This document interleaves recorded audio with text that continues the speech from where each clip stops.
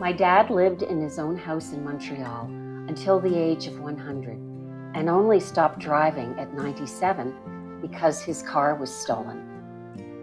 After his 100th birthday bash, he moved to Calgary to be closer to me and my brother Larry. And even after suffering a heart attack at 101, his strong will motivated him to get back to independent living for his next birthday. Then, March 16th, 2020, the COVID-19 lockdown began. As a toddler, Dad survived the 1918 Spanish flu, so he thought the fuss over COVID-19 was exaggerated. He liked sharing how his father, as a preventative measure, had a shot of brandy before and after work, and he had been fine. In those early days, I don't think any of us realized how much this pandemic would impact his health. Over the next 11 weeks of lockdown, we watched helplessly as my father went from resiliency to fragility. We did outdoor visits, but with his compromised vision and hearing, it was small comfort. His iPad wasn't working, and Larry was unable to fix it for him like he had in the past. So Dad gave up on what had been a key means of connecting with people. The staff told us he wasn't eating or sleeping well and spent most of the day in bed. It was heart-wrenching to hear the suffering in his voice and to feel so useless when he would phone at 2 a.m. asking why we had deserted him. As a registered nurse with close to 50 years' experience, I knew this isolation would end badly.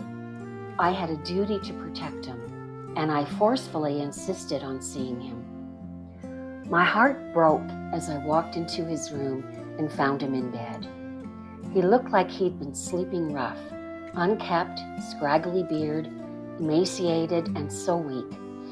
He could see my concern, and trying his best, he reassured me, "Don't worry, Anne." There was no alternative but to send him to hospital. They wouldn't let me in because of COVID policies.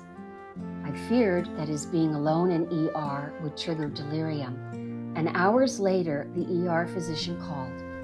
Dad was suspicious and fighting blood work, and they wanted to restrain him.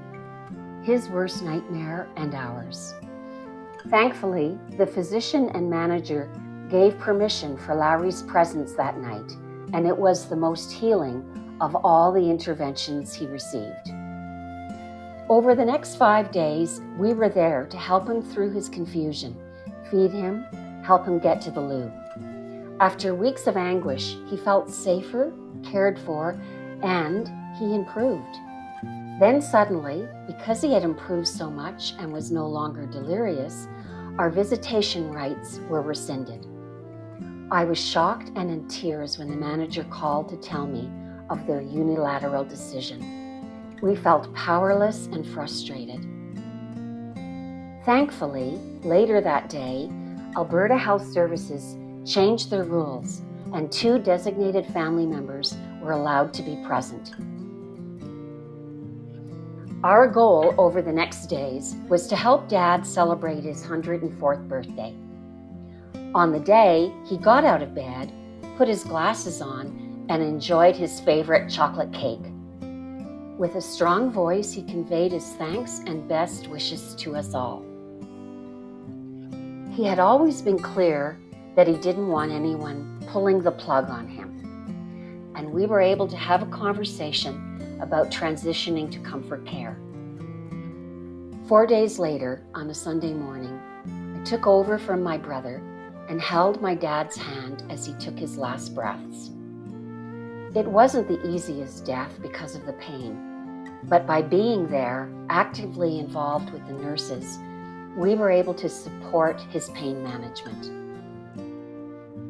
The pandemic has raised family presence to a new level of public consciousness, and I hope that everyone will understand that families are essential partners in care.